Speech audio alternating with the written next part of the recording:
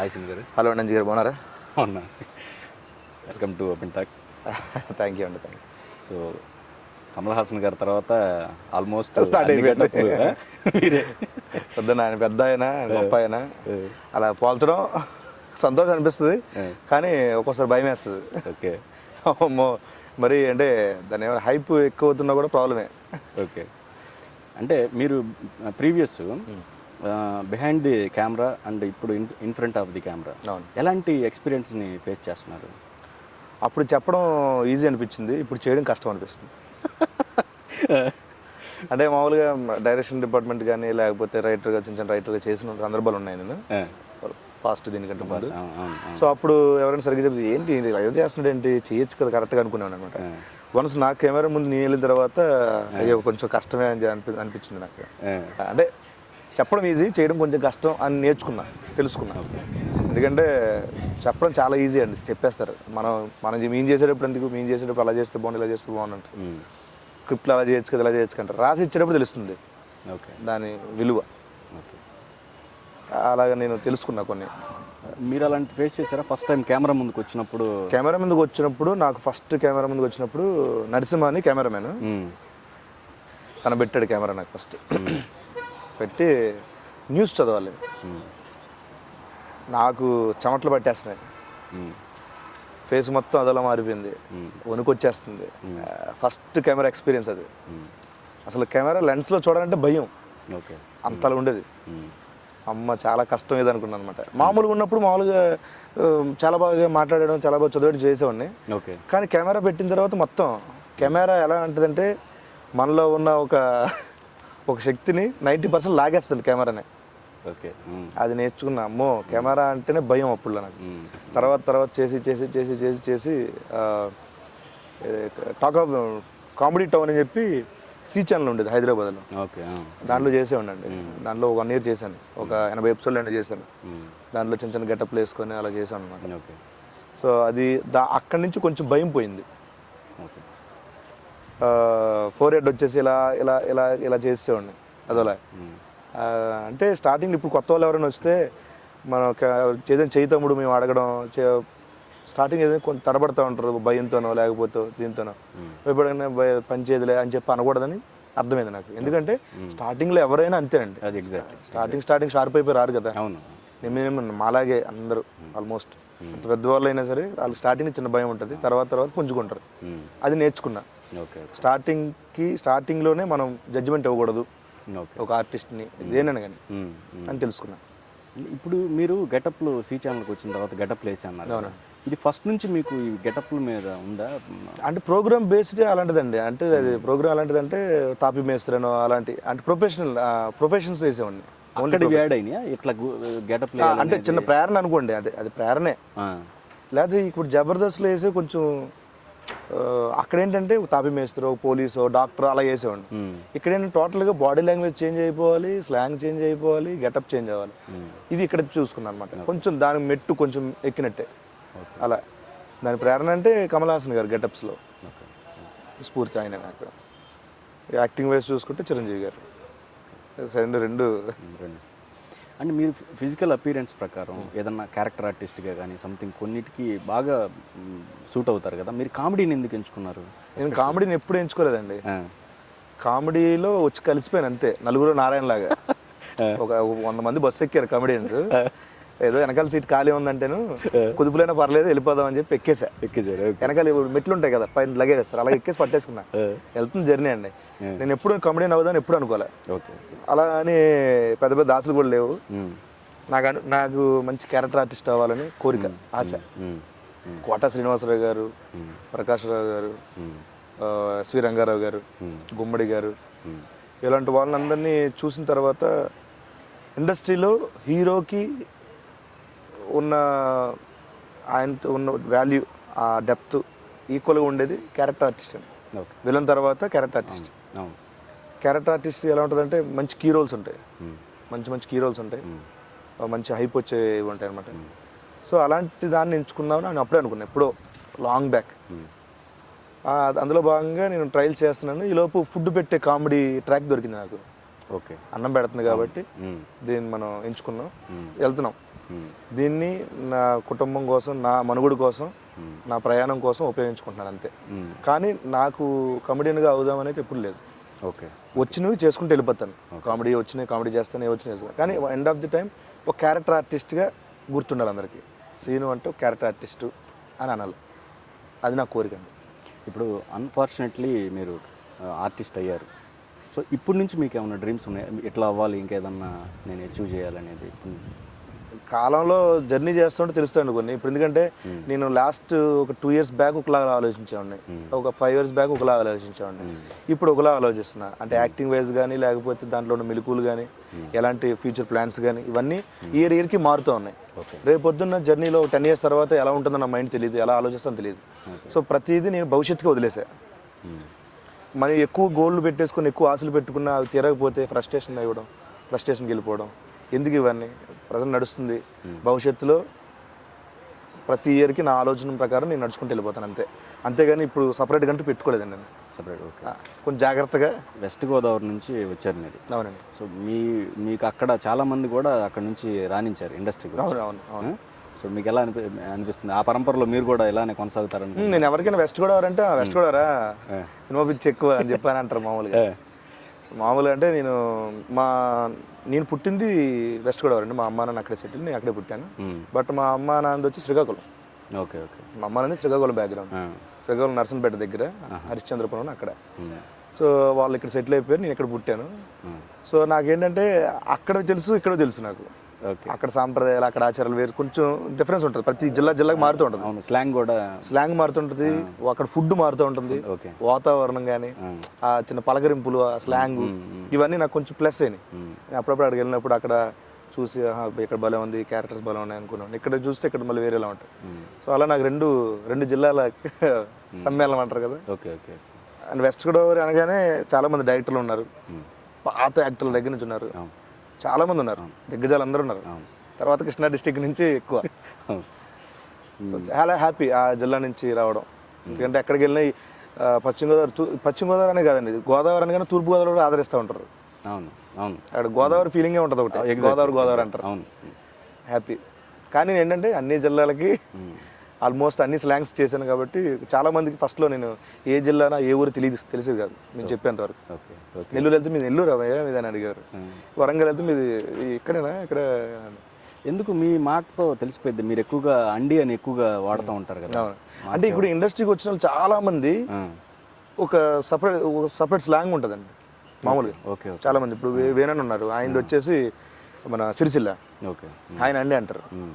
మన అవినాష్ ఉన్నాడు అండి అంటాడు, చంద్రన్ ఉన్నాడు అండి అంటారు, చంద్రన్ కూడా. సో ఇలాంటి ప్రాంతాల సంబంధం లేకుండా ఇక్కడ రాగానే ఒక కల్చర్ ఏర్పడిపోతుంది మా అందరికి. దాంట్లో నుంచి ఎలా మాట్లాడుతున్నాం పట్టించుకోకుండా వీళ్ళు ఏ ఊరో కూడా తెలియదు అనమాట. మీరు ముగ్గురు బ్రదర్స్ కదా? మేము ముగ్గురు అండి, యాక్చువల్లీ బ్రదర్స్ కాదు, ముగ్గురు. అక్క పెద్ద ఆవిడ, తర్వాత అన్నయ్య, తర్వాత నేను చిన్నోడిని. ఇంట్లో చిన్నోడు. కానీ నేను అన్నయ్యలా ఉంటాను మా అన్నయ్యకి. మా అన్నయ్య చిన్న అందరు సెటిల్ హ్యాపీ. అందరు వాళ్ళ ఫ్యామిలీలతో బిజీగా ఉంటున్నారు. ఫ్యామిలీ అంతా అన్నయ్య, అక్క, నేను ముగ్గురు హైదరాబాద్లో ఉంటున్నాం. ఏదైనా కాలేజ్ దగ్గర నేను అక్క దగ్గరికి వెళ్ళడం, అన్నయ్య నా ఇంటికి రావడం, మళ్ళీ నేను అన్నయ్య ఇంటికి రావడం, ఇలాగా ఒక హ్యాపీ ఫ్యామిలీ అట్మాస్ఫియర్ బాగుంటుంది. అండ్ మీది లవ్ మ్యారేజ్ అని విన్నాను. అవునండి. కొంచెం అడ్వెంచర్స్ కూడా జరిగాయని తెలిసింది. పెద్ద అడ్వెంచర్స్ ఏమి లేవండి దాంట్లో, ఏమీ లేదు. నేనేముంది సింపుల్గా అమ్మాయిని వాళ్ళ అత్తమ్మ ఇంట్లో దింపడానికి వెళ్ళాను. వెళ్ళిన తర్వాత సడన్గా వాళ్ళ అమ్మ నాన్న వచ్చి కూర్చున్నారు. ఏంటి అని అనే వరకు ఎవరు బాబు ఏంటి అని అంటే, ఇలా మీ అమ్మాయిని లవ్ చేసుకున్నామండి ఇలాగని. అందుకు వదిలే బాబు ప్లీజ్, అలాంటివి మా ఇంటి ఎక్కడ లేవు, మా ఇంట వాకిట ఏం లేదు, మా ఇంట వాకిట అదే పని, మరి మా ఇంట్లో అందరూ లవ్ మ్యారేజ్ చేసుకున్నారు అని నేను అనుకున్నా. చెప్తే బాగోదు కదా అంటే, లేదులేండి మీరు ఒప్పుకుంటే చేసుకుంటాం, దాంట్లో ఉంది, మీ పరువులు అయితే మేము తీయలేండి, దానికంటే ముఖ్యం మా అన్నయ్య పరువు నేను తెలుసుకోలేదు. మా అన్నయ్య సరేరా వాళ్ళ ఇంట్లో మాట్లాడుతా అన్నాడు కాబట్టి నేను ప్రొసీడ్ అయ్యాను. లేకపోతే నేను ఇప్పుడు లవ్ చేసేసి మీరు ఒప్పుకోకపోతే పారిపోయి అలాంటివి అయితే నేను చేయను అని చెప్పా. ఎందుకంటే స్ట్రగుల్ అవ్వాలి తర్వాత, వాళ్ళు చాలామంది సమాధానాలు చెప్పుకోవాలి. అవును. అది నాకు ఇష్టం లేదు. అందుకని నేను మంచిగా అన్నయ్యని తీసుకెళ్ళాను, వాళ్ళకి ఫ్యామిలీ కూర్చొని పెట్టాను. మా అన్నయ్య దగ్గర నుండి మాట్లాడాడు, అంతా సెట్ చేశాడు, అంతా అయిపోయింది. తర్వాత పెళ్ళి ఎంగేజ్మెంట్ అయిపోయింది. జబర్దస్త్ లేదు అప్పుడు, నేను జబర్దస్త్లో లేను, ఒక టీవీ నేను ఛానల్లో పనిచేస్తాను. అప్పుడు ఎంగేజ్మెంట్ అయింది అమలాపురంలో. అమలాపురంలో ఎంగేజ్మెంట్ అయింది. 1 year గ్యాప్ తర్వాత పెళ్లి చేసుకున్నాను. ఓకే. ఎంగేజ్మెంట్కి మ్యారేజ్కి 1 year గ్యాప్. అప్పుడు కొంచెం భయపడింది తను, 1 year గ్యాప్ అనే వరకు. నాకేంటంటే కొంచెం ఏదో నా నా నా ఆలోచన ఎలా ఉంటుంది అంటే, నేను పెళ్లి చేసుకున్న తర్వాత మా ఇంటికి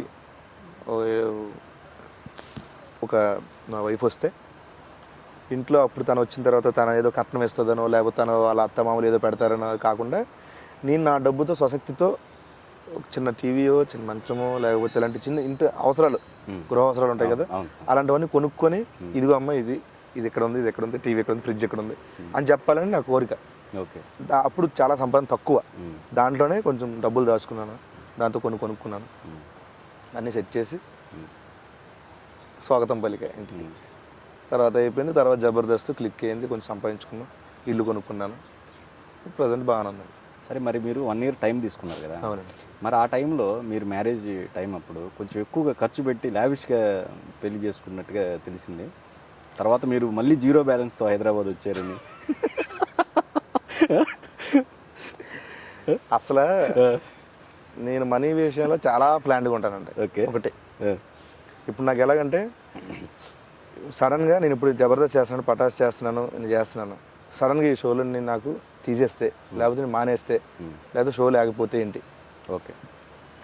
నేను ఏదో వెతుక్కునేది, ఆ వెతుక్కుంది నాకు క్లిక్ అయ్యి తర్వాత వాళ్ళు నాకు మనీ ఇచ్చి ఆ మనీ నేను ఖర్చు పెట్టేంత టైంలో నేను నా కుటుంబాన్ని పోషించుకోవాలి, నేను మనుగడ సాధించాలి, ఎలా అని ఆలోచించుకుంటాను. ఇప్పుడు ఒక 6 నెలల బ్యాకప్తో ఉంటాను ఇప్పుడు. ఓకే. 6 నెలలు, 1 సంవత్సరం వరకు ఇంత నెలకు 10,000 ఖర్చు పెడితే ఇంత ఒక ₹1,00,000 మనకు కంపల్సరీ బ్యాలెన్స్ ఉండాలి మన దగ్గర, ఏమి లేకపోతే ఖర్చు పెట్టుకుని నెమ్మదిగా. నా పెళ్ళి ఎలా చేసుకున్నానంటేనండి, నా పెళ్ళి పెద్ద పెద్ద ఫంక్షన్లు చేసుకోవాలి, కళ్యాణ మండపం నాది, ఇంకా అక్కడ లావిష్ ఉంటుంది ఫస్ట్ థింగ్.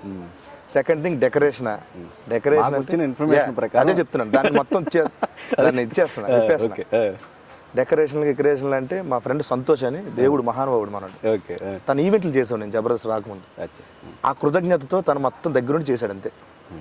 భోజనాలకి కంపల్సరీ మన చేతుల నుంచి పెట్టాలి, అది వేరే వాళ్ళు పెట్టకూడదు, బాగోదు కూడా, నా డబ్బులే పెట్టా అంతే. కరెక్ట్ తిప్పు కొడితే 40,000 కూడా అవ్వాలి. 40,000 నా పెళ్లి చేసుకున్నా. దాంట్లో ఇంకా 40,000 కూడా పెట్టకపోతే భోజనాలకే అవుతాయి కదండి మామూలుగా, భోజనాలకే అవుతాయి. సో దాని లావిష్ అంటే నేను చేయలేదు. అది ఎక్కడి నుంచి వచ్చిందో, ఎవరన్నా ఏ మహానుభావుడు అన్నాడో తెలియదు కానీ మీకు సంబంధించిన వాళ్ళు ఉన్నారు. అవునా? ఎవరో మహానుభావుడు. బాబు కదండి మీకు? బాబు అండి. నాకు ఏం పేరండి బాబు? హేమాన్స్ కార్తికేయన్.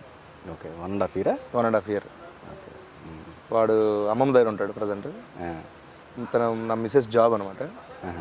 సో నేను ఈ షూటింగ్లో బిజీ ఉండడం వల్ల తనని సరిగ్గా చూసుకోవాలని చెప్పి అలా అమ్మమ్మ దగ్గర పెట్టాను. 1 year 8 months నుంచి 9 months నుంచి ఉంటున్నాడు అక్కడ. అండ్ మీరు బిగినింగ్ డేస్లో ఒక టెక్నీషియన్ కానీ ఇట్లా ఉన్నప్పుడు జనరల్గా అందరికీ సినిమా కష్టాలు అనేవి ప్రతి ఒక్కరికి అది రుచి చూసే బయటకు వస్తుంటారు. అవునండి. సో మీ లైఫ్లో మీరు ఎలాంటి ఫేస్ చేశారు? చాలా ఉన్నాయండి. అంటే నాకు ఇప్పుడు ఇవన్నీ కష్టాలని చెప్పుకోవడానికి నేను మనసు ఒప్పదండి నాకు. అప్పుడు నేను చాలా కష్టాలు పడ్డానండి, స్టార్టింగ్లో చాలా స్ట్రగుల్ అయిపోయాను. నాకు కాదండి, ఇప్పుడు నేను 10th class పాస్ అవ్వాలంటే దాన్ని చదవాలి. అబ్బా నేను 10th class పాస్ అయ్యి ఎంత కష్టపడినా చదవడానికి అని అంటే బాగోదండి. అది నీ డ్యూటీ. నువ్వు సర్వేలో అవడాలంటే నువ్వు చేయాలి అంతే.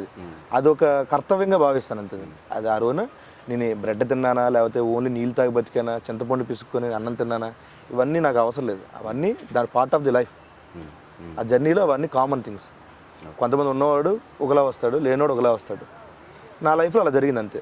దాన్ని నేను ఏదో చాలా కష్టాలు పడ్డానండి, నేను అమూలు కాదండి, చెప్పులు లేకుండా తిరిగాను అలాగని చెప్పుకోలేనండి. అవన్నీ అంతే. నీకు లేదు కాబట్టి తిరిగావు, నువ్వు వాంటి లేదు తిరగలేదు, అప్పుడు గొప్పడు. నువ్వు నీకు ఉండి కూడా ఏమీ లేనట్టు బతికితే అప్పుడు కష్టపడినట్టు.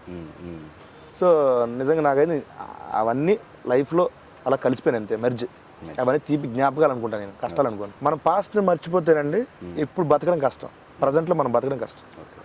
మనకి ఏమన్నా వెనకాల పెద్ద పెద్ద ఆస్తులు లేవు, ఏమీ లేవు. మనకున్న ఆస్తుల్లో ఏదో షోలు జనాలు ఆదరిస్తున్నారు అంతే ఆస్తి, ఇంకా అంతకుమించే లేదు. సార్ ఇప్పుడు మీకు ఇంత బిజీ షెడ్యూల్లో మీకు ఏదన్నా లేజర్ టైం దొరికినప్పుడు మీరు కుటుంబానికి సమయాన్ని కేటాయిస్తారా, లేకపోతే ఫ్రెండ్స్తో పార్టీలు కానీ, లేదా ఎట్లా?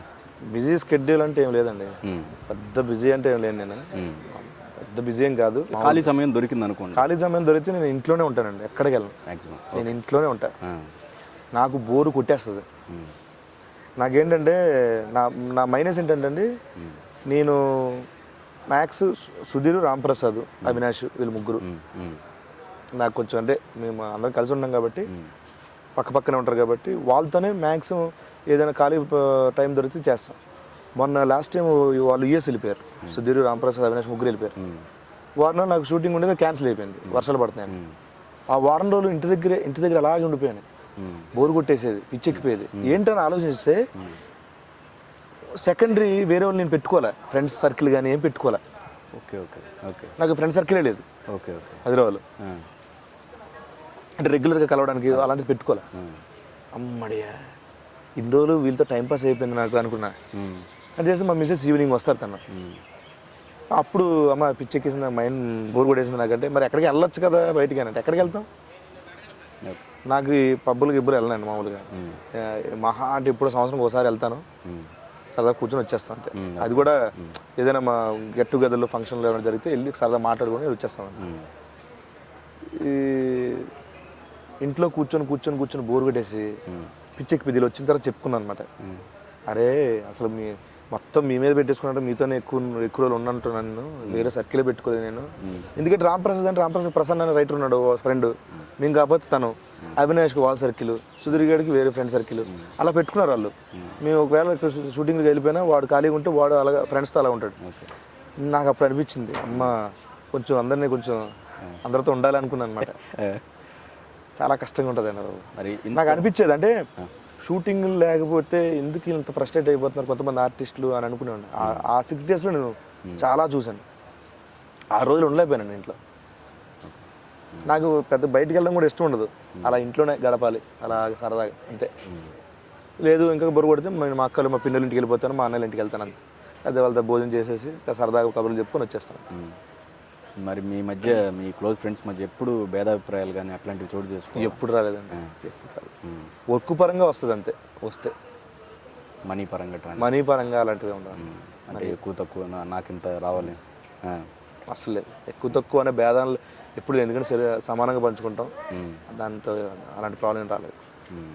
మనీ విషయంలో వస్తే మొత్తం తేడా అయిపోద్దండి, ఆ ఒక్క దాంట్లో రాకూడదు. చాలా సందర్భాల్లో చాలా రిలేషన్షిప్ మధ్యలో మనీ దగ్గరే స్టార్ట్ అవుతాయి. ఎగ్జాక్ట్. మా ప్లస్ ఏంటంటే మనీ దగ్గర తప్పించి మిగతా అన్ని దగ్గర చిన్న చిన్న ఉంటాయి తప్పించి అదే సరదాగా అదే రాయి వెంటారు తొందరగా రాయి, నువ్వు ఆడేం చేస్తున్నాడు అక్కడికి బయటికి వెళ్ళిపోయాడు ఇలా కోప్పడుకుంటూ మాట్లాడేది సరదాగానే. అంత మించి ఏదో హార్ట్కి తీసుకున్నంత గొడవలు అయితే ఎప్పుడు జరగలేదు. ఒకవేళ నేను సుధీర్ గారు ఒకసారి ఎప్పుడో బెంగళూరు వెళ్ళామండి. నేను వస్తా ఉంటే టిఫిన్ చేస్తున్నాను గట్టిగా అరిచి రారా ఎంతసేపు రా లేట్ అయిపోతానంటే ఆడు కోప్పడిపోయాడు. ఎందుకు వస్తావు ఊరినప్పుడు మన మీద పడిపోతావు గట్టిగా అరిచేసుకున్నాం. అరిచేసుకుంటే వెళ్తున్నాం, కార్లో వెళ్తున్నాం, మాట్లాడుకోవాలి సరిగ్గా ఒక 2 minutes అలాగే మాట్లాడితే ఇది దాబా దగ్గర ఆపనా టీ తాగుదాం, ఎరా టీ తాగుదా పద అంతే. సీతమ్మ సినిమాలు చెట్లు అలా ఉంటుంది అలాంటి సీన్, ఎరా బగడిందని అని ఆ టైప్లో ఉంటుంది. బాగుందండి. అంటే చాలామంది వచ్చి అంటూ ఉంటారు, భయ్యా ఫ్రెండ్షిప్ మంచి ఫ్రెండ్షిప్ ఇది భయ్యా, మిమ్మల్ని చూసి చాలామంది నేర్చుకోవాలి అని అంటే చెప్తాను. చిన్న కాంప్లిమెంట్స్ అంటే మాకు చాలా హ్యాపీగా అనిపిస్తుంది. మేము ఎప్పటికీ గొడవలు రాకూడదు అని అనుకుంటాం అలాంటి కాంప్లిమెంట్స్ ఉంటే. అంటే మీరు మనీ పరంగా మీ టీం ఓకే, కానీ బయట ఒక టాక్ ఉంది సార్, కొంతమందికి సంబంధించింది టీం లీడర్స్ సరిగ్గా వాళ్ళు పార్టిసిపేట్ చేసిన వాళ్ళకి మనీ ఇవ్వరు అనేది ఒక టాక్ ఉంది. దానికి కొంతమంది ఉన్నారండి, కొంతమంది ఉన్నారు. అంటే దాన్ని నేను ఒక్కోసారి బాధపడేవాడిని, నాకు కూడా చెప్పుకునేవాళ్ళు ఆర్టిస్టులు వచ్చి, ఓకే అన్న ఇప్పుడు వరకు 30 ఎపిసోడ్లు చేశానన్న ₹1 ఇవ్వలేదన్న, లేకపోతే ఇన్ని ఎపిసోడ్లు చేశానన్న ఒక 10,000 ఇచ్చాడన్న వదిలేసాడన్న అని చెప్పని. ఒక సీనియర్గా మరి అలాంటి టైంలో మీరు రెస్పాండ్ అవుతారా? మరి వాళ్ళకి చెప్పడానికి ట్రై చేస్తారు? నేను చెప్పానండి, నేను 2-3 సార్లు చెప్పాను, పేర్లు చెప్పలేను కానీ ఓకే నేను కొంతమంది చెప్పాను, అరే నువ్వు ఒక స్టార్టింగ్ స్టేజ్లో అలాంటిది అనుభవించి వచ్చావు, ఓకే అప్పుడు కూడా నాకు చెప్పావు, అరే నాకు మా టీం లీడర్ ఇవ్వట్లేదురా, ఇలా చాలా తక్కువ ఇస్తున్నాడు అని నువ్వు చెప్పుకున్నావు.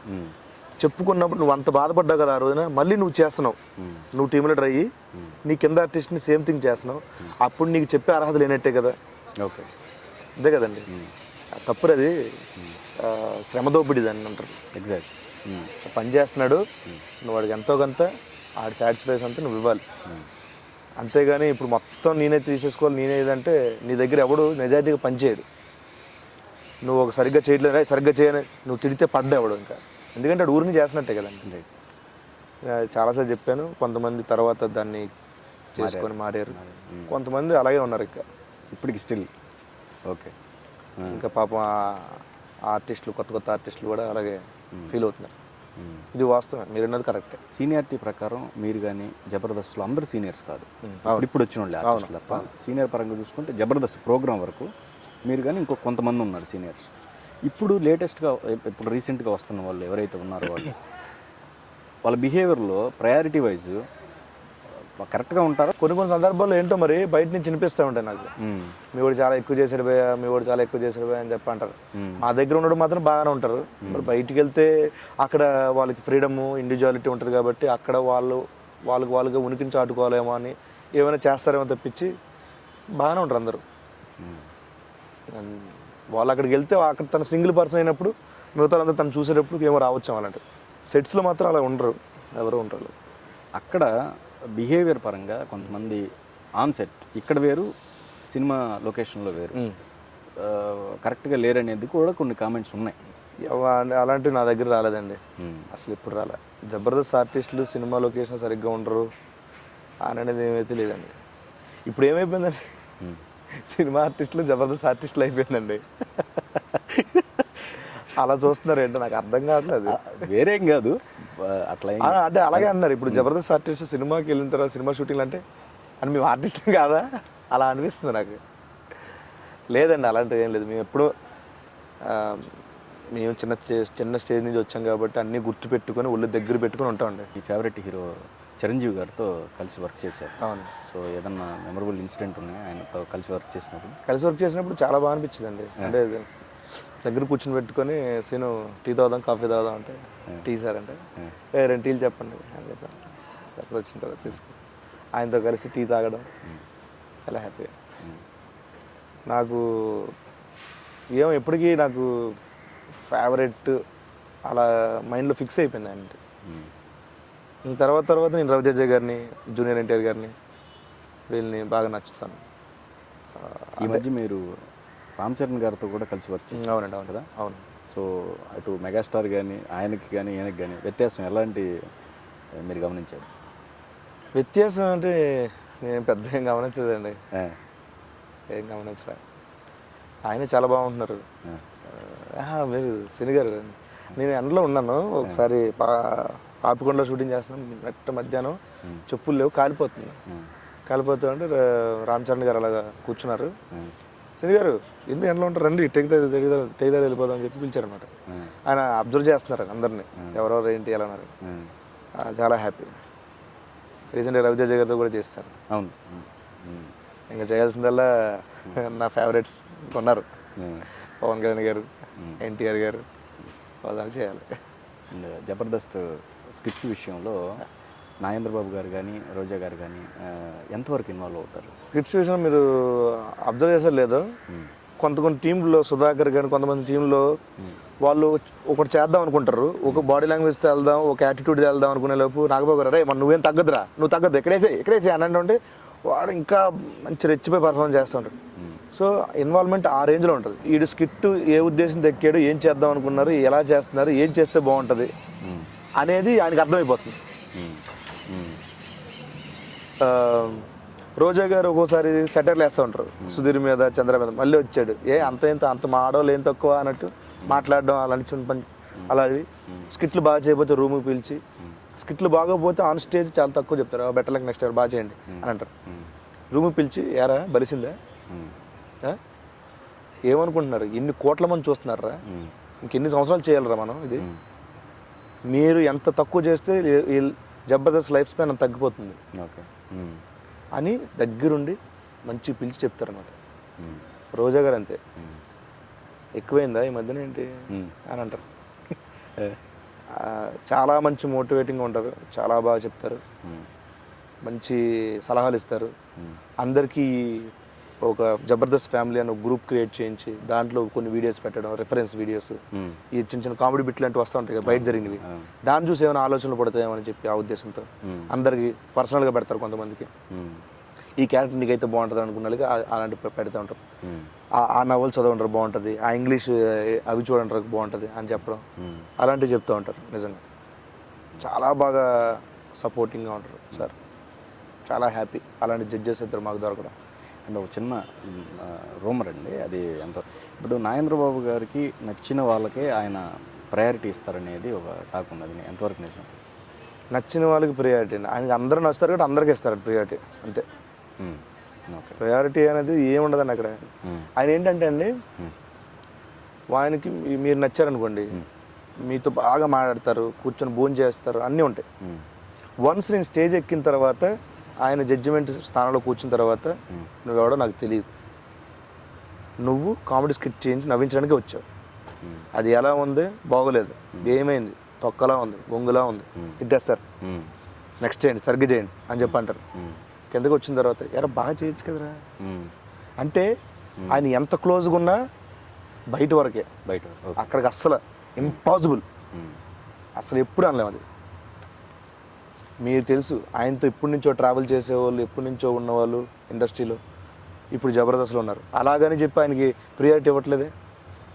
ప్రకాశన్ ఉన్నాడు, ప్రకాశన్ ఎప్పటి నుంచో నాగబాబు గారు తెలుసు, ఎప్పటి నుంచో తెలుసు. అలా అని చెప్పి ప్రకాష్కి ఇచ్చేస్తే ఆయన ఎప్పుడు అనరు, సరిగ్గా చెయ్యరా తిడతారు ఆయన. అలా ఏం లేదండి, ఎవరు బాగా చేస్తే వాళ్ళదే స్కిట్లు ఉంటాయి, వాళ్ళకి పేరు వస్తుంది. అప్పుడు సార్ని కూడా అంటారు కదా, సార్ ఏం చేశారు సార్ మీరు అలా పోగొడుతున్నారని చెప్పి అంటారు కదా. సో అలాంటిది ఏమి ఉండదండి. ప్రియారిటీ సపరేట్ ప్రియారిటీ అంటే ఓన్లీ బయట వరకు పర్సనల్, దాని ప్రొఫెషనల్ లైఫ్లో మిక్స్ చేయరు సార్. అసలు చాలా స్ట్రిక్ట్గా ఉంటారు. మీరు టిల్ వేణు గ్రూప్లో ఫస్ట్ జాయిన్ అయ్యారు, తర్వాత అంటే నేమ్ అనేది క్రియేట్ అయిన తర్వాత తనని పట్టించుకోవట్లేదని, ఎప్పుడన్నా ఆయనకు సరైన గౌరవం ఇవ్వట్లేదు అనేది కూడా. గౌరవం అంటే ఎలా అని నాకు అర్థం కాలేదు. గౌరవం అంటే వెళ్ళి గుర్తింపు అంటే నాకు అర్థం కాలేదు నిజంగా. అంటే ఆయన వెల్ నోటెడ్ ఆర్టిస్ట్ ఆయన అన్న, ఆయనకి మేము సపరేట్గా వెళ్ళి మేము చాలా మంచిగా ఉంటాం, అన్న ఇంటికి రండి అన్న భోజనం చేయండి అన్న, లేకపోతే అన్న నన్ను పిలుస్తుంటారు రారా ఇంటికి రారా అని చెప్పి ఈ మధ్య చాలాసార్లు కలిసిన సందర్భాలు ఉన్నాయి. అలాగే మేము సపరేట్గా క్వశ్చనే అదలా ఉంది నాకు. రూమర్స్ అంటే అలా వస్తూ ఉంటాను, కానీ దాన్ని మనం ఏం చేయలేం. అన్నగా ఆల్రెడీ సినిమాలు చేస్తున్నాడు, అన్న షోలు చేశారు, ఇప్పుడు సినిమాలు చేస్తున్నారు. ఇంకా మేము ఇవ్వాల్సిన గౌరవం ఏముందంటే, ఆయన మాకు చేతిలో పెట్టాడు ఇది జబర్దస్త్ అనే దాన్ని, చేసుకుంటారు మంచిగా చేసుకుంటారు అని ఇద్దరు సపరేట్ నేమ్స్ వచ్చేలా చేశాడు. దాన్ని నిలబెట్టుకోవాలి, అదే ఆయనకి ఇచ్చే మేము గౌరవం. అంతకు మించి మేమేం చేయగలం? ఇంకేమైనా మాకు కష్టాలు వస్తే ఆయన మేము అడుగుతాం వెళ్ళి, అన్న కొంచెం కష్టాలు ఉన్నాను ఏదైనా హెల్ప్ చేయడానికి, అంతే తప్పించి ఆయన మా దగ్గరకు వచ్చి మా దగ్గర నుంచి ఏదో పొందాలి అనేది అలాంటి సిచ్యువేషన్ రాకూడదని కోరుకుంటా.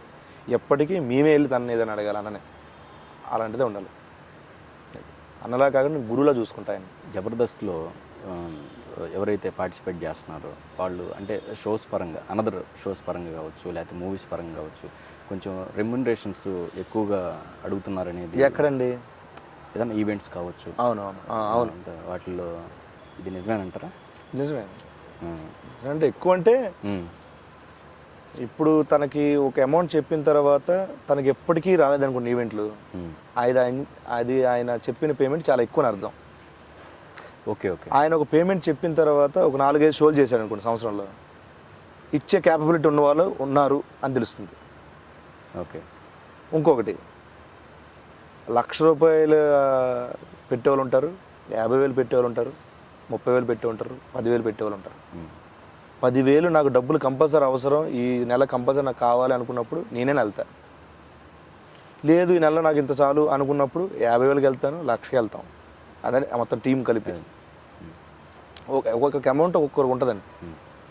అది వాళ్ళ కంఫర్ట్ జోన్ కాబట్టి, ఆ అవతల క్లయింట్స్ కూడా ఇస్తున్నారు కాబట్టి వెళ్తూ ఉంటారు. మాకు మ్యాక్స్ ఏముందని ఇప్పుడు మనం కొంతమంది పిలిస్తే 30,000కి 30,000 మరి ఇలా అంటారు. చూడు పోయా లేదు పోయా ఫ్లైట్ ఖర్చులు ఖర్చులు ఉంటాయి 30,000 తీసుకున్నావే సరే ఇలా వెళ్ళిపోతా ఉంటాం అంతే తప్పించి అంటే ఉన్నారండి ఎక్కువ చెప్పేవాళ్ళు కూడా ఉన్నారు కానీ అవతల వాళ్ళు ఓకే అనుకున్నప్పుడు మిగతా వాళ్ళకి ఏముంది అది మిగతా వాళ్ళకి ఎందుకు అది ఓకే అదే ఇచ్చేవాడు బాగున్నాడు తీసుకున్నాడు బాగున్నాడు ఎక్కువ చెప్తున్నారని టాక్ ఎక్కువ చెప్తున్నప్పుడు ఏంటంటే వద్దు మీరు వద్దులని వేరే తీసుకుంటారు వాళ్ళు. అవును అదే మీరు చెప్పినట్టు ఒక షోతే పరిమితం వాళ్ళు ఒక షో తర్వాత కాల్ చేయడు కదా అదే అయ్యా పలానాడు ఎక్కువ చెప్తున్నాడు ఇంకా వద్దులే వేరే వచ్చి 50,000 వస్తున్నాడు లేదా 30,000 వస్తున్నాడు అలా సెకండరీ. ఇప్పుడు ఎందుకంటే ఆల్టర్నేటివ్ ఎక్కువైపోయింది సినిమాలకు కానివ్వండి జబర్దస్త్ లాంటి షోలకు కానివ్వండి మిగతా ఏ షోలకు కానీ ఈ ఆర్టిస్ట్ బిజీగా ఉన్నాడా ఓకే ఆయన చేయండి, ఆయన బిజీ ఉన్నాడా ఇంకో ఆయన చేయండి, పేమెంట్ ఎక్కువ చెప్తున్నాడు ఇంకోటి నాడు ఫోన్ చేయండి, ఇలా ఆల్టర్నేటివ్. ఒకప్పుడు ఇలా లేదు, ఓకే ఇప్పుడు ఎక్కువైపోయింది, కాంపిటీషన్ ఎక్కువైపోయింది, ఆల్టర్నేటివ్ పర్సన్స్ ఎక్కువ ఉన్నారు. సో దానివల్ల అందరూ కొంచెం ఒళ్ళు దగ్గర పెట్టుకుని పనిచేస్తున్నారు. మీకు కమల్ హాసన్ గారు అంటే ఎందుకు ఇష్టం? కమల్ హాసన్ గారిని ఇప్పుడు నేను కమల్ హాసన్ గారు ఇప్పుడు ఒక సినిమాలో కమల్ హాసన్ నెక్స్ట్ సినిమాలో కమల్ హాసన్ కనిపించరండి, క్యారెక్టరే గుర్తుంటాయి. ఓకే క్యారెక్టర్సే గుర్తుంటాయి ఆల్మోస్ట్. ఓకే డిఫరెంట్ మాడ్యులేషన్స్ ఉంటాయి, డిఫరెంట్ క్యారెక్టరేషన్స్ ఉంటాయి, మంచి మంచి గెటప్లు ఉంటాయి. దాంట్లో మనం కేవలం ఒక క్యారెక్టర్నే చూడగలుగుతాం. కమల్ హాసన్ గారు కదా అని ఎప్పుడు అనుకోలేం. అది బాగా నచ్చింది నాకు. నటన పరంగా కాకుండా మీరు మిమిక్రీ కూడా చేస్తుంటారు కదా? లేదండి, మిమిక్రీ ప్రకాష్ రాజ్ అంటే ఈ బాత్రూమ్ సింగర్స్ అంటారు కదా సింగింగ్లో, ఆ టైప్. నేను మిమిక్రీ అనేది ఒక గొప్ప కళ నా ఉద్దేశంలో. ఎందుకంటే మిమిక్రీ అనేదాన్ని తూతు మంత్రంగా లేకపోతే గాలువు తీసినట్టు మనం ఏది చెప్తే అదే వాయిస్ అనుకొని నేను మిమిక్రీ ఆర్టిస్ట్ అని చెప్పుకోనండి. ఓకే, నేను పరిపూర్ణంగా సంపూర్ణంగా అది నేర్చుకుంటే మాత్రమే నేను ఆ ఆర్టిస్ట్ అని చెప్పుకోవడానికి నా అర్హత వస్తుందని నేను నమ్ముతాను. నేను 2-3 వాయిస్లు చేసిన మాత్రం నేను మిమిక్రీ ఆర్టిస్ట్ని ఎలా అయిపోతానండి? నేను 2-3 బొమ్మలు వేస్తాను, వినాయకుడి బొమ్మ ఇది, నేను పెయింటర్ అని చెప్పుకోలేం కదా. ఏదో నువ్వు ఒక్క సాంగ్ లైఫ్లో ఒక సాంగ్ బాగా పాడగలుగుతాను, అంతమంది సింగర్ అని చెప్పుకోను. దాంట్లో ఉన్నవన్నీ మనం సాధించాలి. ధ్వని అనేది చాలా పెద్ద గొప్ప ఇది. వేరే మనిషి వాయిస్ మనలో ఆపాదించుకొని చెప్పడం అంటే అది పెద్ద కళ, మంచి కళ. దాన్ని నేను ఆ కళాకారుని చెప్పుకోవడం అంటే దానికి ఒక అర్హత ఉండాలి. ఆ అర్హత నాకు లేదు. నేను చేసే 2-3 వాయిస్లు అంతే. అండ్ మీరు బిగినింగ్ డేస్లో టెక్నీషియన్గా ఉన్నప్పుడు ఈ రచన సైడ్ కూడా బాగా ప్రావీణ్యం ఉన్నట్టుగా తెలిసింది నాకు. సోషల్ రెస్పాన్సిబిలిటీస్ అంటే బాగా ఇష్టం అండి. అంటే సోషల్ అవేర్నెస్ సంబంధించినవి, అలాంటి స్టోరీలు అంటే చాలా ఇంట్రెస్ట్. జనాలకి ఏదైనా చెప్పాలి, ఓకే ఓకే ఓకే, జనాలకి ఏదైనా చేయాలి, అలాంటి స్టోరీలు నా కథల ద్వారా చెప్పాలి, ఓకే, నా కథలు చైతన్యం చేయాలి, అంత స్ట్రాంగ్ ఇది ఉండేవాడు నేను. దాంట్లో భాగంగా రైతే రాజు అనే ఒక అద్భుతమైన స్టోరీ అండి.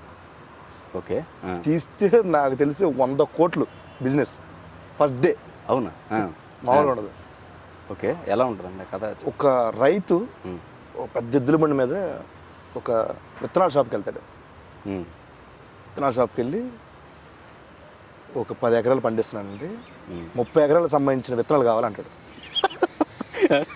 అవుతారండి అండి. కాదండి, 10 ఎకరాలు పండించాల్సిన 30 ఎకరాలు అనేది అర్థం కాదు. అందుకని అంటే ఇప్పుడు చేపల చెరువులో 1,00,000 కెపాసిటీ ఉంటే 2 లక్షలు వేస్తారు. ఎందుకు వేస్తారు చేపని? కొన్ని చచ్చిపోతాయి, ఓకే ఓకే, కొన్ని విత్తనాలు కుళ్ళిపోతాయి కదా. ఓకే ఓకే, మనం లాజిక్. అందుకని చెప్పి ఆ విత్తనాలు తీసుకెళ్ళి ఆ 2 ఎకరాలు వేస్తాడు. ఓకే, అది కొబ్బరి చెట్టు ఎక్కి పైనుంచి ఇసురుతూ ఉంటాడు. వేసిన తర్వాత సడన్గా గోధుమ మొక్కలు వస్తాయి. సడన్గా భూమిలో చాలా చీల్చుకుని గ్రాఫిక్స్లు చేస్తాం. అది టిక్ టిక్ టిక్ బయటకు వస్తుంది. ఒక నిమిషం సార్, ఇప్పుడు చల్లిన అతను వరి సంబంధించిన వరి విత్తనాలు చల్లాడు. అవును, గోధుమలు రావటం ఏంటి? విత్తనాలు అమ్మారు కదండి, నకిలీ విత్తనాలు అమ్మాడు రైతుకి. అట్లాగా సార్, ఇప్పుడు నకిలీ విత్తనాలు అమ్మితే మొలవు, అంతేగాని గోధుమలు మొలవటం ఏంటి? రైతు చదువుకోవాలా ఇక్కడ, రైతు చదువుకోలేదు పాపం. అయితే అవి ఏదో ఒకటి మొలిచినాయి కదా అని చెప్పి ఆ పెంచుతాడు. గోధుమ బాగా పెరిగిపోయిన తర్వాత ఆ మామిడి పళ్ళు కోసి అమ్మేస్తాడు అందరికి. ఏండి నవ్వుతారేనండి? కాదులేండి, వరకు సరదాగా చెబుతున్నారా? గోధుమ మొత్తం అలా కాదు కాదు, లేకపోతే నేను రైటర్ ఏంటండి, మీరు రైటర్ అంట కదా, కథా సైడ్ ఇది ఉందంట కదా. లేకపోతే మీరు ఎప్పుడైతే అది అన్నారో నాకు అర్థమైంది, ట్రాక్ ఎక్కడో తప్పుతుందని నాకు అప్పుడే అర్థమైంది. నాకు రవితేజ్గా అంత సీనియర్ లేదండి. ఏదో చిన్న చిన్న అప్పుడప్పుడు నా మామూలు సరదాగా చిన్న చిన్న రాసుకుంటాను తప్పించి నాకు స్టోరీలు మీరు సెకండ్లో మాట్లాడారు చూసారా, అక్కడే నా మీద పని చేస్తున్నారని నాకు అర్థమైపోయింది. అంటే మీరు చాలా సీరియస్, మీరు రచయిత వైపు కూడా చాలా మంచి ఇది ఉందంట కదా అనగానే చెప్తా స్టోరీ ఒకటి మనకి. Okay okay. లేదండి, ఇప్పుడు మీరు ఒక షో ఒకటి ఇండివిజువల్గా ఒకటి చేస్తున్నట్టున్నారు. అయిపోయిందండి, సినిమా చూపిస్తాం. అయిపోయిందా? సిరీస్ అయిపోయింది. సిరీస్ అయిపోయింది. మరి నెక్స్ట్ మళ్ళీ నెక్స్ట్ ప్లాన్ చేస్తున్నారు. ఇప్పుడు యూట్యూబ్ ప్లస్లో కిడ్స్ షో ఒకటి స్టార్ట్ అవబోతుంది, దానికి చేస్తున్నాను. ఇప్పుడు మీరు ఒక స్కిట్ విషయంలో మ్యాక్సిమం ఒక అది 15 minutes ఉండొచ్చు, లేకపోతే హాఫ్ అన్ అవర్ ఉండొచ్చు, దాంట్లో రాణించగలుగుతున్నారు, నవ్వించగలుగుతున్నారు. కానీ అదే అటు మీరని కాదు సార్, జనరల్గా కొంతమందికి సంబంధించింది ఈ ఆన్ స్క్రీన్లో వచ్చేసరికల్లా అంత ప్రజెంటేషన్ ఉండకపోవడానికి కారణం ఏంటి? అంటే స్కిట్ అనుకున్నప్పుడు కానీ ప్రాక్టీస్ అని బాగుంటుంది, ఓకే, స్టేజ్ మీద బాగుంటుంది. కొన్నిసార్లు టీవీలో చూసినప్పుడు బాగుంది, కొన్ని చేసినప్పుడు స్టేజ్ మీద చేసినప్పుడు అసలు బాగు, అది టెలికాస్ట్ అయిన తర్వాత చాలా బాగుంటుంది. ఓకే, అంటే ఇక్కడ కేవలం ఆర్టిస్ట్లే కమెడియన్స్ అంటున్నారండి, ఇది కాదు, అసలు కాదు. నేను పని చేశాడు తప్పకుండా చూసా, చూడంగానే దానికి వచ్చిన ఎఫెక్ట్, వచ్చిన స్లాప్ సౌండ్, దానికి ఒక కలర్ మార్చి టింట్ మార్చి, సో మా ఎఫర్ట్ని ఇంత బాగా లెవెల్ చూపిస్తారు ఎడిటర్స్.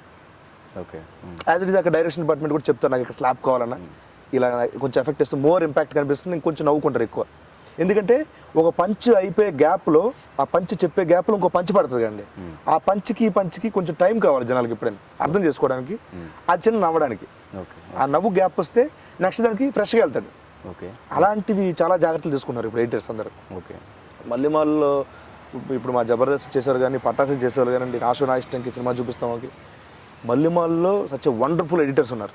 నో డౌట్ అండి. ఎందుకంటే మా మా మా మా ఏదైతే ఉందో కృషి, దాంట్లో అంతకు మించి వాళ్ళు ఎక్కువ కష్టపడుతూ ఉంటారు. మీరు అన్నారు కదా ప్రజెంటేషన్ ఒక్కొక్కలా ఉంటుంది అన్నట్టు, అంటే వాళ్ళది కొంచెం భయం కావచ్చు, ఫియర్ కావచ్చు, కెమెరా ఫియర్ కావచ్చు, స్టేజ్ ఫియర్ కావచ్చు, ఏదైనా ఉండొచ్చు, దానివల్ల కొంచెం తగ్గుతూ ఉంటుంది.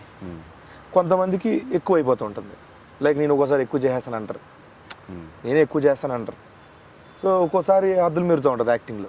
అంటే స్టేజ్ పరంగా అంటే మూవీస్కి వచ్చేసరికి ఓకే, మూవీస్కి వచ్చేసరికి మూవీ ఇప్పుడు మేము జబర్దస్త్ చేస్తాను అనుకోండి, జబర్దస్త్లో మేము ఏ స్కిట్ అనుకుంటే ఆ స్కిట్ అలా ఓకే చేస్తారు, ఇంకా స్కిట్ ఇక్కడ ప్రాణం ఫస్ట్. ఓకే, సినిమా అనే వరకు దానికి ఒక పెద్దది ఉంటుంది, పెద్ద సెటప్, అది స్టోరీ, కథాబలం, స్క్రీన్ ప్లే, ఆర్టిస్టులు, హీరో మీద ఉంటుంది, విలన్ మీద ఉంటుంది, హీరోయిన్ మీద ఉంటుంది, వాళ్ళందరినీ దాటిన తర్వాత మా దగ్గరికి వస్తుంది. ఆ కాన్సన్ట్రేషన్ మా దగ్గర పెట్టి మేమేం చెప్తే దానికి నవ్వి అంత ఇవ్వాలంటే వాళ్ళకి ఇంకా ఎక్కువ ఇవ్వాలి, అది మేము చేయలేకపోతున్నాం అనిపిస్తుంది ఒకసారి.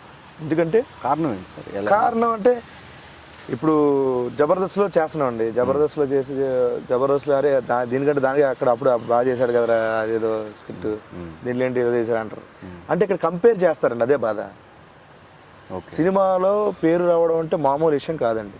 ఎగ్జాక్ట్లీ, సినిమాలో క్లిక్ కావాలంటే మామూలు విషయం కాదు. ఎగ్జాక్ట్లీ, ఎందుకంటే ఒక పక్కన స్టోరీ జరుగుతుంటే ఆ స్టోరీని డామినేట్ చేసి మనం ఎంటర్టైన్ చేస్తే అప్పుడు ఈ సినిమా మన వల్ల ఆడిందిరా, వీడి వల్ల ఆడిందిరా అని చెప్పి పేరు వస్తుంది. సినిమా కథలో కలుసుకుంటూ వెళ్ళిపోతే క్యారెక్టర్కి ఎప్పటికీ పేరు రాదు, ఓకే ఆర్టిస్ట్ అని గుర్తుంటే తప్పించి కథని తన వైపు లాక్కొని నా వల్ల నడుస్తుంది స్టోరీ అన్న భావన కలిగించినప్పుడు బ్రేక్ ఆర్టిస్ట్ అవుతాడు, మంచి పేరు వస్తుంది. అది మాకు ఎందుకు జరగట్లేదంటే ఓ పక్కన జబర్దస్త్ చేస్తున్నాము, ఇప్పుడు ఏం చేసి దీనికి మించి చేయాలి, దీనికి మించి చేయాలి, దీనికి మించి రాయాలి, అంత ఛాలెంజింగ్ ఉంటుంది. ఓకే ఓకే, దట్ ఇంకోటి ఎక్స్పెక్టేషన్స్, ఇప్పుడు ఇక్కడ బాగా చేస్తున్నారు ఇక్కడే చేయాలి అని అంటారు. ఓకే, అన్నప్పుడు ఏం చేస్తామండి, 20లో T20 మ్యాచ్ల్లో 10 బాల్కి 50 కొట్టేసినట్టు టెస్ట్ మ్యాచ్లో కొట్టలేం కదండి, దానికి ఒక పద్ధతి ఉంటుంది, అదో ప్రాసెస్. సినిమా అంతే. ఓకే, అలా అంటే ఇక్కడున్న ఫ్రీడమ్ అక్కడ లేకపోవడం, ఫ్రీడమ్ బంగారంలో ఉంటుందండి. డైరెక్టర్స్ అందరూ జబర్దస్త్ చూస్తారా, అందరూ నువ్వు ఇక్కడ ఏమంటావు, నువ్వు ఏదైనా అనుకో, మంచిగా ఏదైనా చేసుకో అని అంటారు. సో అయితే అది కూడా కారణం కాదు, ఇదే మీరు చెప్పింది, నేను చెప్పింది అదే కారణం. అక్కడ చేస్తాం, ఇక్కడ చేయాలని అనుకుంటారు, ఇది తప్పు కదండి. అది ఏం చేస్తాం మేము మాత్రం ఏం చేయగలం. ఓకే, ఏదో ఎప్పుడు ఒక రాయి అలా పడుతుంది, అప్పుడు బాగా చేశారు అంటారు. సినిమాల్లో కూడా నెమ్మదిగా వస్తుంది పేరు, ఒక్కసారి రాదు, ఒక్కసారికి వస్తే ఎక్కువ రోజులు ఉండదు. చాలా ఎగ్జాంపుల్స్ ఉన్నాయి మనకి. ఓకే, బయట కొంతమంది ఈ జబర్దస్త్ మీద కొంతమంది కేసులు పెట్టారని తెలిసింది. సో దాని ప్రభావం మీ మీద కూడా ఉందా? అది కేవలం ఈటీవీ యాజమాన్యం ఆ కేసు పెట్టిన వాళ్ళు చూసుకుంటారండి. మేము అసలు మీ పైన అస్సలు అంటే ఈ విషయం గురించి మేము మాట్లాడకూడదు, మాకు ఆ రైట్ కూడా లేదు. ఎందుకంటే మేము చేసిన తర్వాత దాన్ని ఓకే చేసేది వాళ్ళు. ఏం బయటకు వచ్చినా మేము చేసిన తర్వాత చూసుకునేది వాళ్ళు కాబట్టి, బయటకు పంపించింది వాళ్ళు కాబట్టి, వాళ్ళు కేసు పెట్టినా మా మీద పెట్టలేరు కదా, వాళ్ళమే పెట్టాలి. ఓకే ఓకే పెట్టుకున్నారు, వాళ్ళు మాట్లాడుకుంటారు. టోటల్గా అండర్లో ఉంటాయి అలాంటివన్నీ, అలాంటి లీగల్ ఇష్యూలు. అదే ఓకే, మేము అసలు మాట్లాడకూడదండి, సింపుల్. సుధీర్కి రేష్మికి మధ్య ఒక అఫైర్ ఎప్పుడు జరుగుతూ ఉంది. ఏంటి ఆ రూమర్ అది క్రియేట్ కావటానికి అసలు ఇది? నేను చాలాసార్లు చెప్పానండి, లైవ్లో కూడా, ఫేస్బుక్ లైవ్లో కూడా చెప్పాను. స్పెషల్ అట్రాక్షన్ ఏదైనా కావాలి షోకి, ఏం చేద్దాం అని అనుకున్నప్పుడు తన మీద ఏదో సిగ్గుపడుతూ ఒక డైలాగ్ వేయడం, తన ఏదైనా వేయడం, రష్మి అంటే సుధీర్ అని ఒక అలా చిన్న ట్రాక్ కాస్త ఒక స్పెషల్ అట్మాస్ఫియర్ లాగా క్రియేట్ అయిపోయింది. అది స్క్రీన్ ప్రజెన్స్ బాగుంది కదా అని అనుకున్నారు, దాన్ని అలాగే ఎంజాయ్ చేశారని వీళ్ళు ఇలా కంటిన్యూ చేశారు.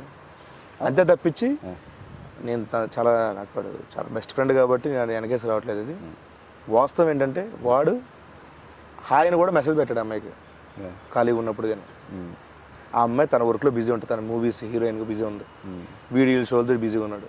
అలాంటిది ఏమీ లేదండి నిజంగానే, ఏదో సరదాగా అంతే. అంటే మీరు చెప్పినట్టు మిగతా టీం వాళ్ళు కూడా పంచులు వేస్తుంటారు అమ్మాయి మీద, కానీ మీ గ్రూప్కి మాత్రమే మేము ఫస్ట్లో ఎక్కువ వేసేవాళ్ళు అమ్మాయి మీద పంచులు. అదే అనుకుంటే ఎఫెక్ట్ నాకు తెలిసి, అంత పేరు అలా రావడం వాళ్ళ మధ్యలో అలాగా, అది అంతే తప్పించి నిజంగా ఏం లేదండి. దాని మళ్ళీ కంటిన్యూ డి జోడీలో కంటిన్యూ చేయడం వల్ల ఇంకొంచెం వాళ్ళిద్దరి మధ్య రిలేషన్ ఎక్కువైపోయిందని చెప్పి రూమర్స్ ఎక్కువైనాయి. అలాంటిది ఏమీ లేదు. అది రేపు పెళ్ళి అయిపోతే అది కూడా అందరికీ ఒక ఇది అయిపోద్ది. ఈ షోల బిజీ వలన దగ్గర ఒక మోర్ దెన్ ఒక 25 ఫిల్మ్స్ ఏమో వదిలేసుకున్నట్టుగా తెలిసింది. మరి ఫ్యూచర్లో అలానే సినిమాలను వదిలేసుకుంటారా, లేకపోతే ఈ షోలకి ప్రయారిటీ ఇస్తారా, వాటికి ప్రయారిటీ ఇస్తారా?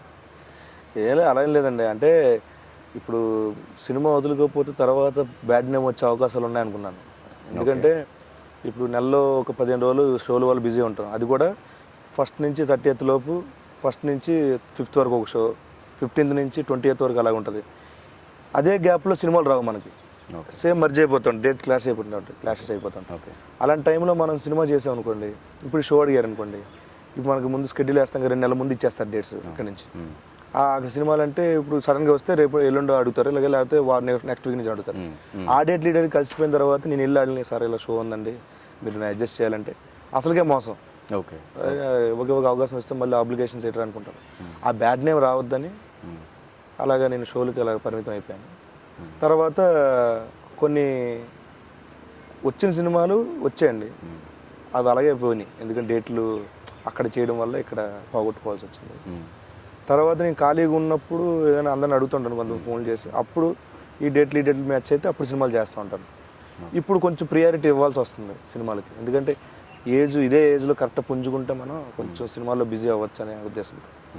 ఇంకా ఆఫీసులకు కూడా కొంచెం ఒళ్ళు ఇరిచి కష్టపడాలనిపిస్తుంది, ఆఫీసులు తిరగాలి, చాలా తక్కువ. దాన్ని మామూలుగా బద్ధకం కూడా అనొచ్చు తెలుగులో. అవునా, అదొకటి ఉందా? అబ్బా సినిమా ఆఫీస్కి వెళ్ళాలా, రేపు వెళ్దాంలే, ఎల్లుండి వెళ్దాంలే, ఇలా ఉంటుందండి. అది పెద్ద మైనస్ నాకు. ఎట్లా మీరు లైఫ్ గురించి ఒక 6 months బిఫోర్ ఫార్వర్డ్లో ఉంటారు, మరి ఇది ఎందుకు యాడ్ అయింది? ఎందుకంటే ఒకటి ఉండగానే ఇక్కడ ఈ బద్ధకం వేరు, ఆ బద్ధకం వేరు. ఇలాంటి బద్ధకం ఏంటంటే ఇది ప్రజెంట్ అంతా సమకూరుస్తూ అన్నీ ఉన్నాయి మంచిగా, ఓకే రేపు వెళ్దాం చెల్తా అన్నట్టు అయిపోయింది. కానీ ఈ మధ్యన అది చిన్న ఏంటంటే నాకు అది ఈ మనసు నుంచి రాదండి, రేపు వెళ్దాం. నాకు చిన్న ఇది ఈ నెక్ ప్రాబ్లం ఉంది. ఓకే, దానివల్ల డిమ్గా ఉంటుంది బ్రెయిన్ ఒక్కోసారి. మెడల్ స్పాండైటిస్ అంటారు కదా, దానికంటే ఇంకెక్కువ. అది దానివల్ల ఏదో బద్ధకం లాగా డ్రౌజీగా ఉంటుంది. దానివల్ల నేను బద్ధకం ఫీల్ అవుతాను అనిపిస్తుంది, లేకపోతే ఇది పెయిన్ వల్ల అనిపిస్తుంది తెలియదు నాకు. సడన్గా పుంజుకొని ఇలా రెడీ అవుదాం అనుకుంటే కాసేపు అలాగ బైక్ కార్ డ్రైవ్ చేస్తుంటే మళ్ళీ నెమ్మది ఇలాగ నీరసంగా ఉంటుంది. దానివల్ల కొంచెం ఈ మధ్యన యోగా అవన్నీ చేస్తున్నాను, కొంచెం బాగుంది ఇప్పుడు. అంతకుముందు ఈ మధ్యన ఎక్కువ గెటప్లు కూడా వేసి హెవీగా చేయాలని కూడా భయం వేస్తుంది, పెయిన్ వచ్చేస్తుంది. అవునా, ఓకే ఓకే. ఇప్పుడు కూడా పెయిన్ ఉంది స్టిల్. Okay okay. అందుకే కళ్ళు ఇలా దగ్గరికి వెళ్ళిపోతాయి. మరి అది చూపించుకోవాల్సిందే. చూపించుకున్నాను, చేస్తున్నా, అదే యోగాలు చేస్తున్నా. Okay okay. సూర్య నమస్కారాలు రోజు పొద్దున్న పూట ఆ. చేస్తున్నా. ఇప్పుడు కొంచెం మెరుగుపడింది ఆరోగ్యం, బాగానే ఉంది.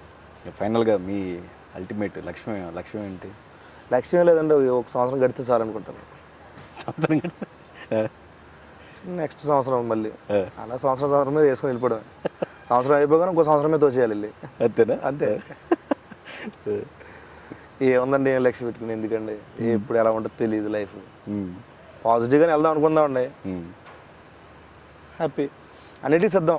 ఓకే. ఏమి లేకపోయినా ఎలా బతకాలన్న క్లారిటీ ఉండాలి.